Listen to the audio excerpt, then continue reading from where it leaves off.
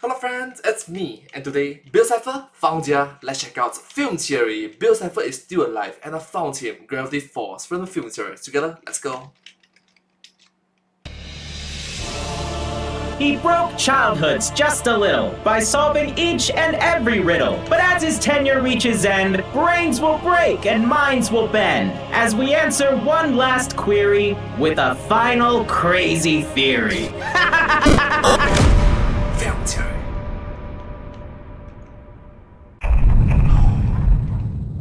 Hello Internet, welcome to Film Theory, the Hello Internet, welcome to Film Theory. show that knows that When there's no cops around, anything's legal. today, after 6 long years, we're finally jumping back into the wild world of Gravity Falls. In case you don't know, Gravity Falls was a Disney series all about the twins Dipper and Mabel Pines, who are sent to spend the summer with their great uncle Stan at the town of Gravity Falls, Oregon. However, things are strange in this neighborhood. There are cryptids in the woods, codes to crack, mysteries to unravel. By the end of the series, Dipper, Mabel, and all their friends are facing off against the malevolent Bill Cipher, a universe-hopping demon from the second dimension who possesses godlike powers and wants to take over the three-dimensional world. Every element of this show was awesome. It is without question my single favorite animated series of all time. And honestly, it was the pioneer in getting a fan base to start theorizing about your show. I mean, there are many kids' cartoons out there that have every episode start with whispered backwards text or end with a coded message buried in the credits. The show's creator, Alex Hirsch, was just way ahead of his time on that one. And not only is he a talented creator, he's also just a really awesome guy. He actually came out to our final charity livestream a few years ago to help us raise money for childhood cancer research at St. Jude. Little did he suspect that I was going to be putting him through his paces. Is Bill Cipher still alive? I mean, fictional characters exist in a liminal space between alive and dead, conjured up by our attention and our imagination. Well played, Alex. Well played. By the way, Alex, if you do wind up watching this at some point, just know that I really appreciated you being there. I was locked into the show that day, so I didn't get a chance to actually thank you in person after the segment. I am so sorry for that. And honestly, it's one of my biggest regrets from the past decade of content creation. Thank you for being so generous with your time and for all you were willing to do that day. Oh, also, my friend Ryder was there. He has a channel, Foot of a Ferret. He covers your work a lot. He's another huge fan that didn't get to say hi because he was busy helping me behind the scenes with all the music stuff for the show. Ryder, this is your chance. Say hi to Alex. Hello, Alex Hirsch. Goodbye. He was also the voice of our Bill Cipher in the cold open, by the way. Anyway, enough making amends for the sins of the past. Back to Gravity Falls. Why am I talking about it now, 8 years after the show ended? Well, outside of Nearly an entire decade. it being just important to the history of the channel, theorizing in general, and just being a personal fave of mine, the real reason, if I'm being honest, is that it's Ollie's current favorite show right now. He adores it, which is awesome because it means I get to watch it all over again. Each night he gets a half hour of TV time, and I kid you not, we have watched this scene like 100 times. Ollie's Well, it's a good father-son bonding period. life goal is to now build mech suits out of garbage. Over on Style Theory, I briefly mentioned that Ollie wanted to go as a haunted convenience store for this past Halloween. It was from Gravity Falls, Season 1, Episode 5, The Inconveniencing. And let me tell you, rewatching Gravity Falls with Ollie has really reignited my love for the series. I always wanted to be able to come back to it in some way, but never could find the right angle to attack it with. I mean, this is a show that was built by theorists for theorists. All the scraps of clues have been picked clean. Didn't really feel like there was a lot of new ground that I could cover. At least, that's what I thought. Until I discovered the Blacklight edition of Journal 3. In case you don't know, within the story of Gravity Falls, Journal 3 is a collection of all the weird, paranormal, supernatural things that are living in and around the town of Gravity Falls. It is a massive part of the show's main plot. However, as we learn midway through the show, a great deal of the content inside the journal is written in invisible ink, which can only be read via blacklight. Now, after Gravity Falls ended, Disney released a real-world version of Journal 3 with a ton of extra information about the show and its lore, but fans were disappointed that none of the blacklight details were actually included in that final release. Enough so that a year later, Disney released another version of it with those secrets printed inside. Only 10,000 copies of this book were ever made, so this was a super exclusive piece of merchandise that only the most passionate Gravity Falls fans were able to get their six-fingered hands on. Sadly, I was not one of them. But thankfully, this fandom is full of generous individuals that just want to share their knowledge. And thanks to Tumblr user 4darkistheswade, we can all take a look at what exactly is inside of this thing. And boy, let me tell ya, did this thing add a lot to the lore of Gravity Falls. Not only that, but I believe that it also cracks open a brand new mystery that's just aching to be solved. You see, my friends, the Blacklight edition of Journal 3 sent me down a rabbit hole that led me to only one conclusion. Alex Hirsch, creator of Gravity Falls, he is Bill Cipher. Or rather, he's possessed by Bill Cipher in the real world, just like what we saw happen with characters like Dipper, Ford, and Stan in the series. And No way.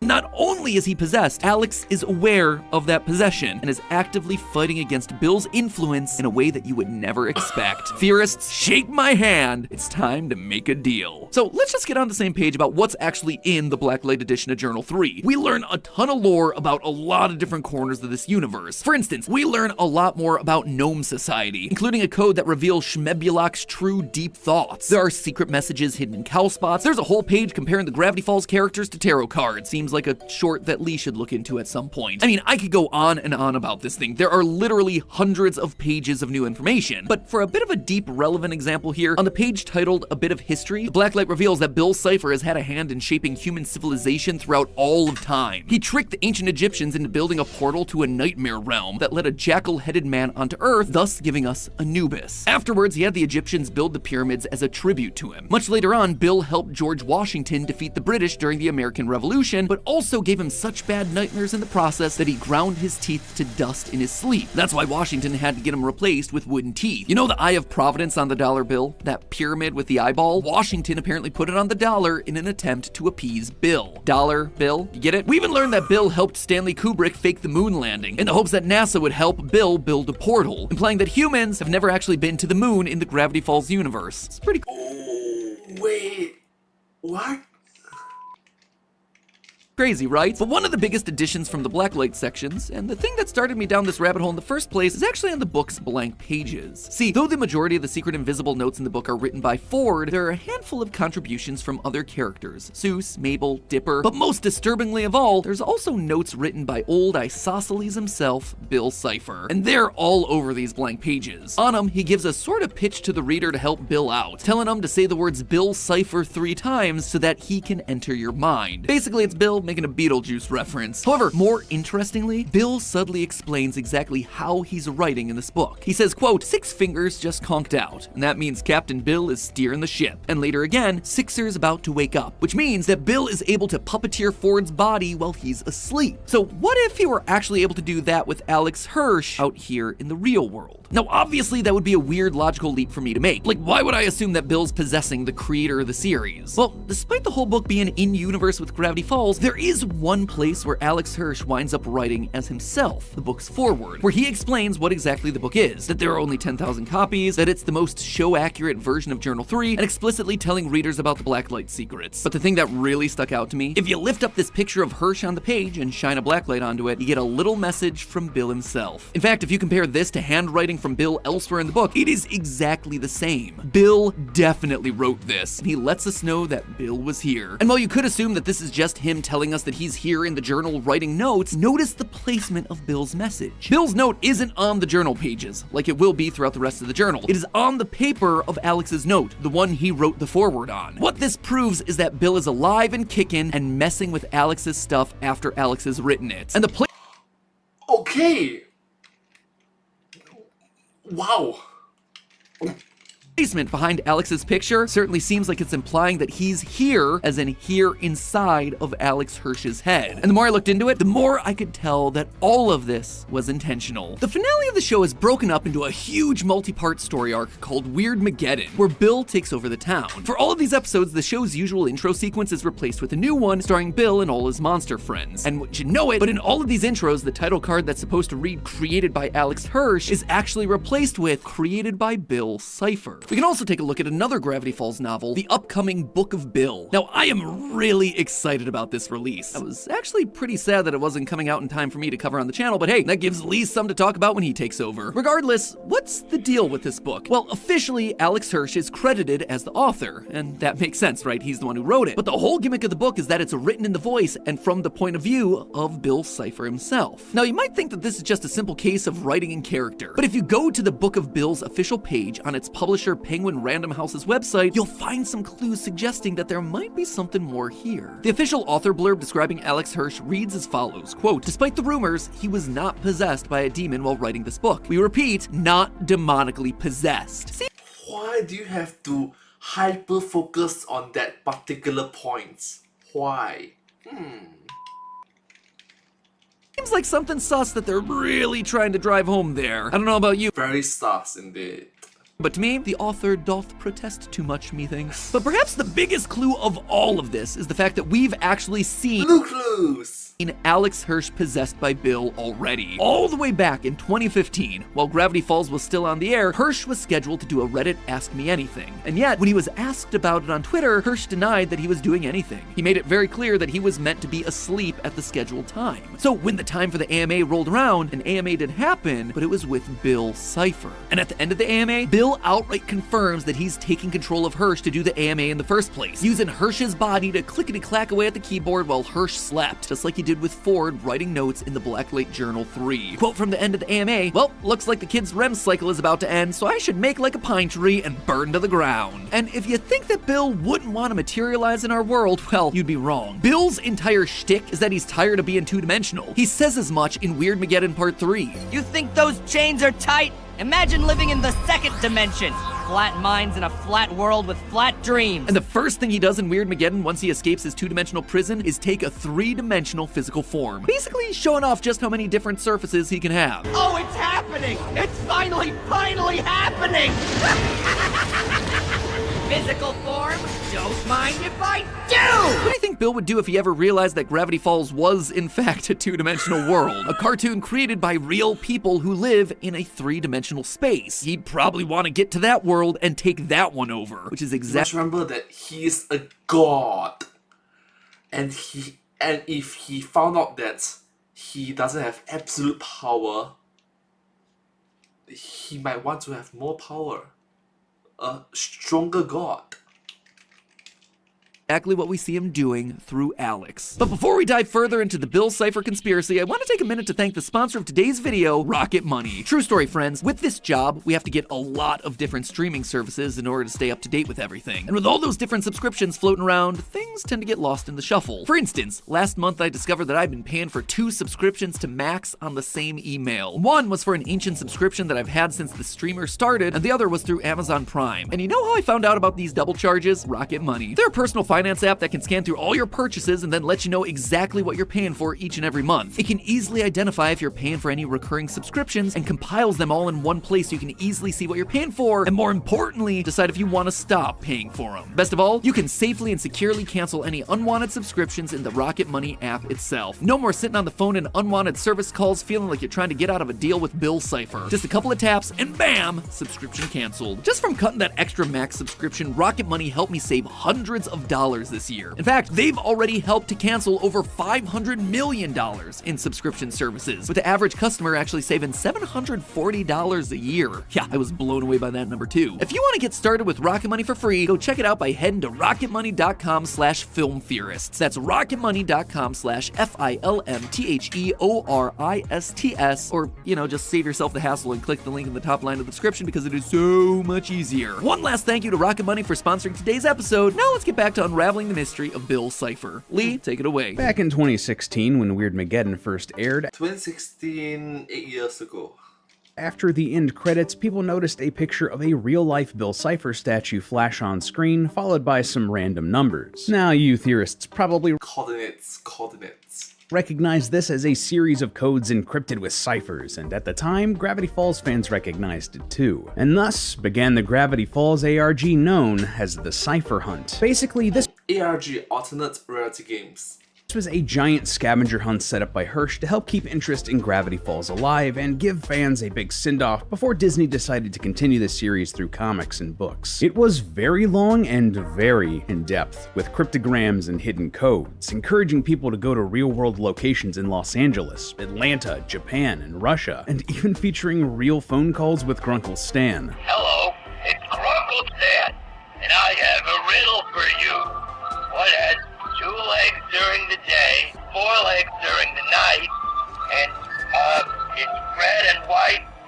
I don't know. I'm no good at this riddle. By the end of it, hunters were led to that real-life statue of Bill Cipher hidden in the woods, with messages from Grunkle Stan encouraging them to shake Bill's hand. Shaking hands, of course, is Bill's primary way of making binding agreements and entering the minds of his marks. But here's the cool thing. Buried beside the Bill Cipher statue was a box containing several prizes, so to speak. Some were just fun, like plastic coins and gems, a signed sketch, and a sash that read Mayor of Gravity Falls, that sort of thing. But two of the most interesting ones, there was a copy of Journal 3 and a blacklight. Doesn't that sound familiar? Yeah, though this wasn't one of these super exclusive 10,000 copies made, this was using the same idea. Inside this copy of Journal 3 was a sketch by Hirsch himself of Grunkle Stan, Seuss, and Old Man McGucket. But when the blacklight was shined on the page, it revealed another sketch of Bill himself, telling the reader to stay paranoid. A secret drawing of Bill hidden in a special copy of Journal 3 buried under a statue of Bill himself. That's very similar to what we see with the special blacklight version of Journal 3 that started us down this rabbit hole to begin with. But here's why all of this Bro, that's a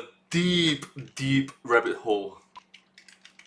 matters. I want you to go back and watch Weirdmageddon again. When Stan shakes Bill's hand, Bill turns into a statue as his astral form exits the Bill Cipher body to enter Stan's body. And that statue is in the exact same position that we see in the show after he shakes his hand. Now, the clear implication here is that this is supposed to be the same statue from the very end of the show. But what if it's another statue? One made after Bill escaped. One made after he's made another deal to go into someone else's head. A deal made with Alex Hirsch. First of all, we know that Bill probably escaped at the end of Weirdmageddon. When the gang finally does defeat Bill, this happens. Clearly this audio is backwards. If you reverse it, it says this.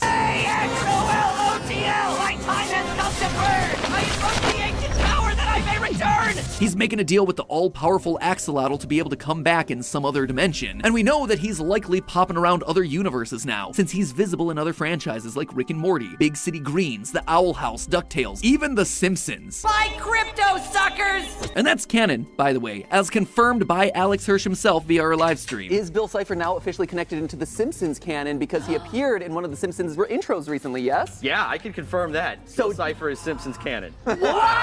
So what's to stop him from hopping on over to our universe at this point? And if there's a Bill Cipher statue here now in our world, then that likely means that someone else must have shaken Bill's hand to have him end up here. Someone who isn't a fictional character in our universe. Someone real. Someone like Alex Hirsch. So all of this really makes for a fun meta storyline for the Gravity Falls fandom. Bill Cipher was always a character who could pop between universes, and so it's fun to imagine that our universe might be one that he jumps into. But why should we care about this? So what if Bill is taking control of dear old Alex Hirsch's head? Well, for one, it means that you should really be careful the next time you shake Alex's hand at a meet and greet. But more importantly, it shows that the battle against Bill, it ain't done. In fact, I think the battle's been ongoing without any of us even realizing it. The reason we haven't all been doomed by a new pyramid-shaped overlord taking over our sad reality, just like Dipper, Ford, and Stan, Alex Hirsch ain't letting Bill win without a fight. In fact, he's doing his best to banish Bill forever. And not using a memory gun. No, he's using his own career. But to understand how, we first have to talk about what was probably the single biggest mystery of this entire show, the Bill Cipher Zodiac. Watching the series, this thing was everywhere. It is teased in literally every episode. By the end of the series, they've set this thing up as a prophecy explaining the one true way to banish Bill Cipher once and for all. It is by fulfilling the symbols all around this zodiac. Each symbol aligns with a certain character, 10 in total, and they have to team up to defeat Bill once and for all during Weirdmageddon. And yet in the end, this zodiac, it doesn't pay off. After all the buildup and the teases, the zodiac doesn't actually work because Ford and Stan refuse to hold hands. Stanley, get over here. You're the only one left. Between me and him, I'm not always the bad twin. Between him and me. Grammar, Stanley.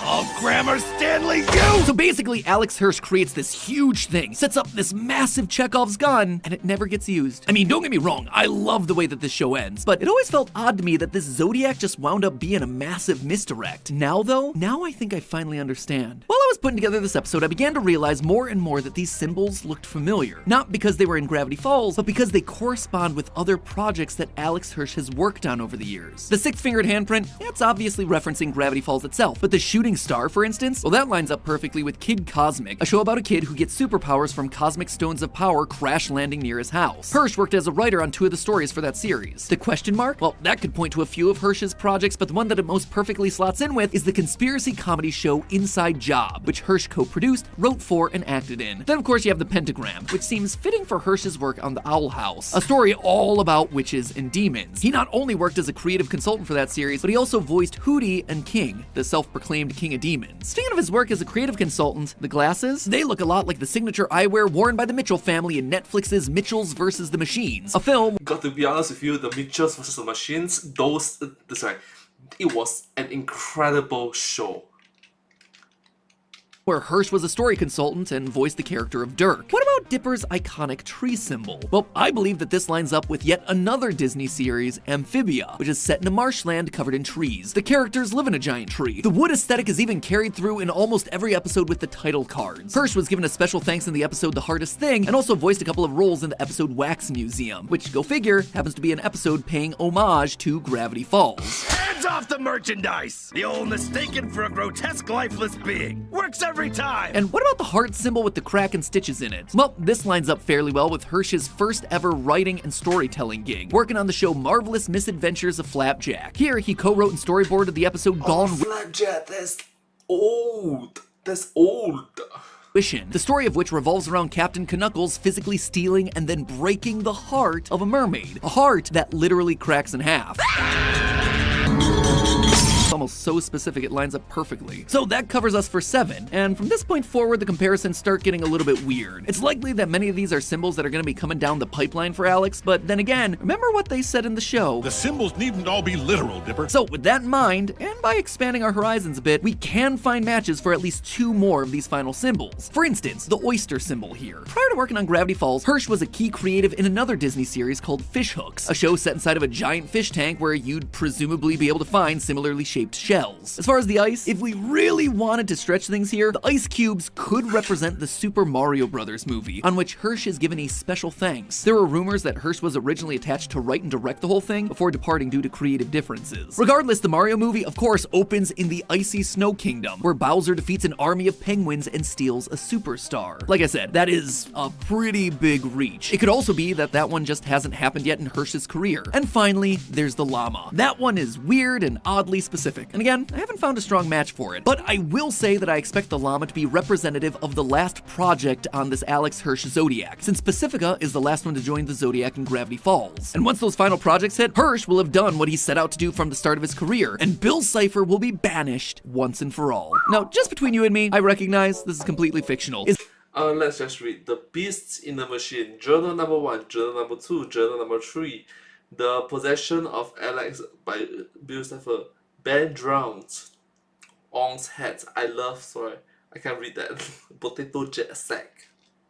Is Alex Hirsch actually battling an interdimensional pyramid demon with cartoons he's making in the Hollywood studio system? No, obviously not. But I can confidently say that Alex Hirsch, he is absolutely the sort of person who would seed this idea into his works, no matter how absurd or esoteric it might be. Gravity Falls first premiered in 2012, right around the time that I started making theorist content here on YouTube in 2011. Yeah, 2012. It's 12 years ago. Wow. 12 years ago. I tell you, at the time, theorizing, it just wasn't really a genre of entertainment. Sure, there were some fans out there who got really passionate about the niche interests that they loved, but as a wide-reaching pop cultural trend, no, it wasn't the same. Shows weren't built with theorizing in mind like they are today, with every trailer, website, and Easter egg tailor-made for a 15-minute analytical deep dive about its implications. But shows like Gravity Falls, they came around and they changed that. Alex Hirsch is a theorist through and through, building a pioneer in that as well. Show with hidden secrets and lore and mysteries that he let the viewers decode on their own. As someone who's thrived off of all of that, both in my professional and more importantly my personal life, I can't tell you how much I respect that and how much it means to me. So Alex, thank you. Not only for coming onto a live stream a couple years ago, but for helping to inspire a beautiful community of theorists. And hey, if you ever need any help defeating Bill, well, I've never dressed up as a llama, but there's certainly a first time for everything. But hey, that's just a Gonna tell my kids this was Strangled. a theory, a film theory, and cut.